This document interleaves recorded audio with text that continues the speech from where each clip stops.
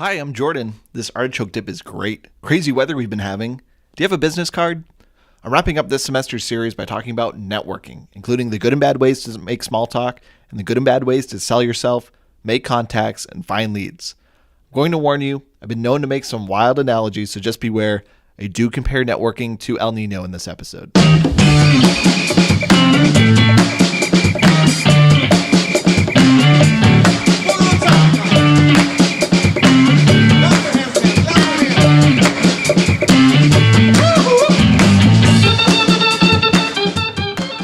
Hey, have you tried networking? Did you know networking is a great way to find jobs or internships? You really should be networking. Hey, go to this event. It's great for networking. Yeah, you hear this word a lot, networking. But what is it? How does it work? How do you do it right? I'm flying solo on this episode, but we'll hear some familiar voices. Essentially, it's just you and I, though. I'll get into the details about what networking is and, just as importantly, what it is not, to help you get in the right frame of mind for using this very important tool in your professional development. Also, it's the end of the semester and the end of the calendar year. Everyone's making their best of lists, and you should be too. I'll take you through that. Plus, I'll recap some of the bigger points we made on the podcast this semester in a nicely packaged summary.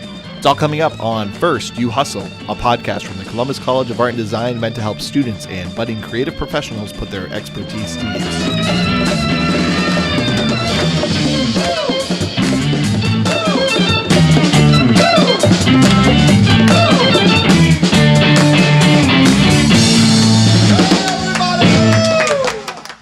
I'm your host, Jordan Bell.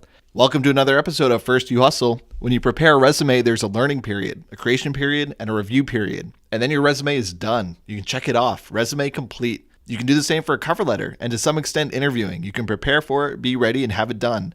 But what is networking?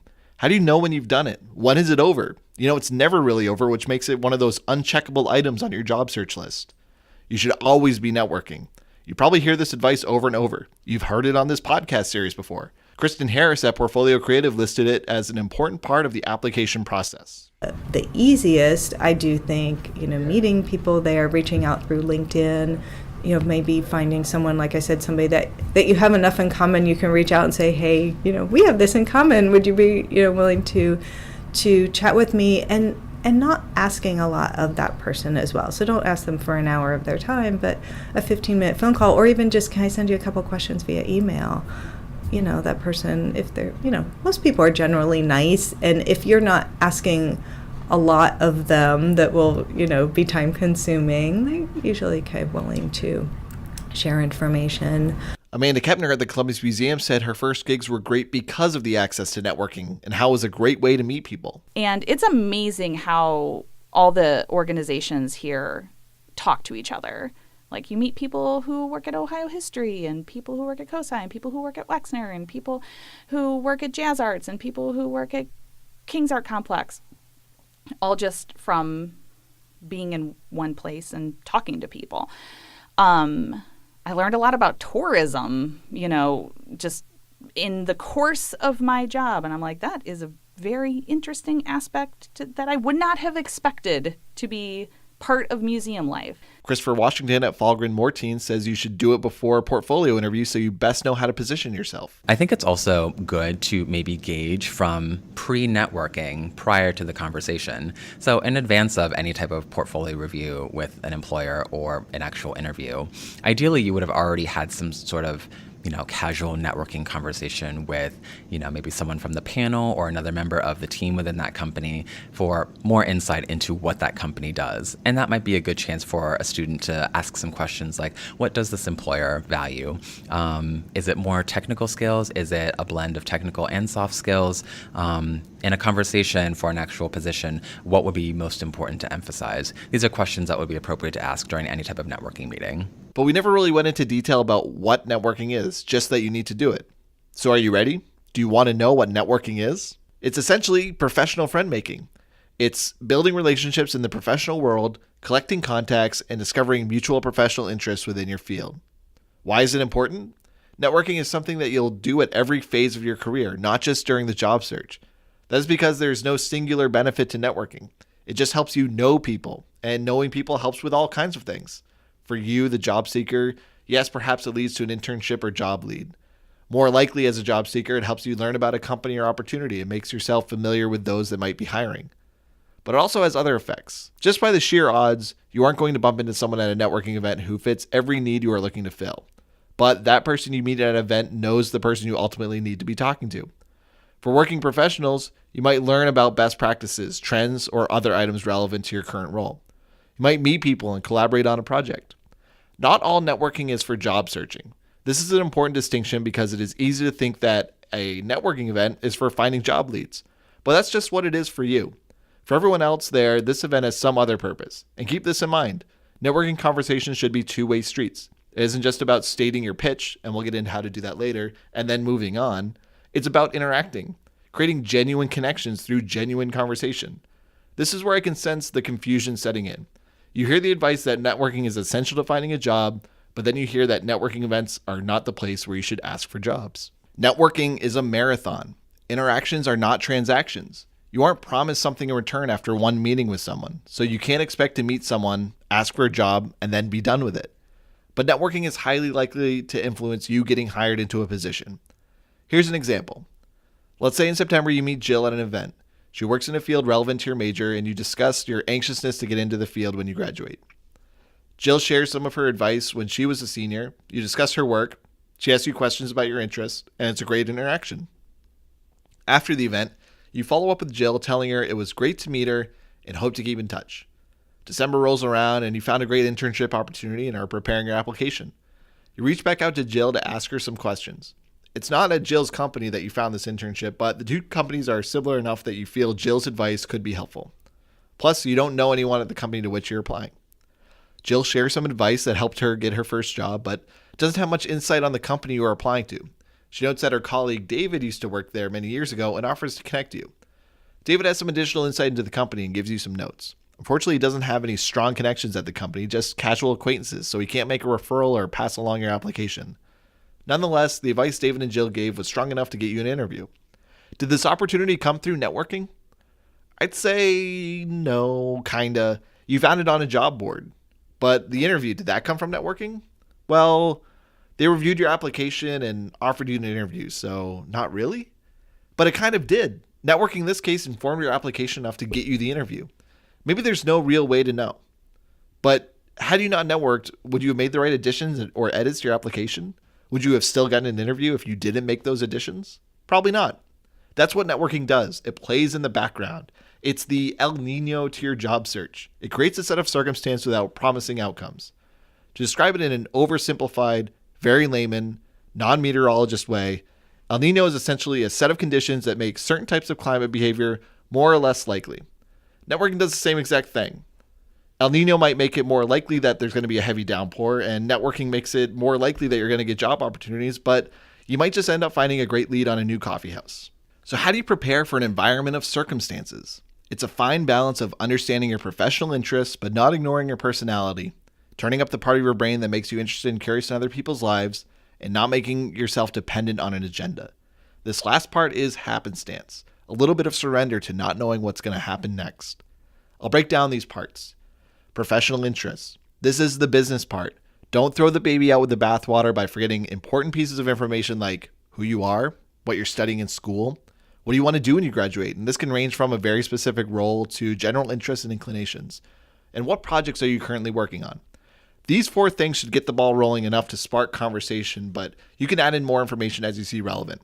It's up to you what you offer into the conversation. But don't ignore your personality. Mixing a bit of who you are with what you do makes you more human, more relatable, and to tell the truth, more memorable. For example, you might say something like, I've been so deep into finals lately that I feel bad for poor Duke. He's gotten so little exercise. Little tidbits like that sprinkled throughout will provide more avenues for conversation. Maybe a 1-minute interaction is now a 3-minute interaction because you discussed dogs in addition to professional stuff. So far, this has all been about you. And networking is not about you entirely, though. It's about them. A big part of it, in fact, is all about them. Be curious and interested in those you speak to. When it's run its course, you can move on, and we'll talk about strategies for doing that later. But so many people forget to engage the other person that they never get a chance to find out if they are actually interested in them or not. Ask questions to the person you are talking to. Have a few stock questions ready. There are 3 types of people you'll meet. Someone you've never talked to before, someone you're acquainted with, and someone you know really well. Have stock questions as they relate to each person. The first type is the easiest, the person you've never met before. Ask all the first date type questions. Where do they work? What do they do? These investigative questions will help you determine if you want to learn more and what specific things you want to learn more about. Interestingly, when you let the other person speak more, you become more memorable. Note I said more and not exclusively. You still need to talk, but let them talk just as much, if not more.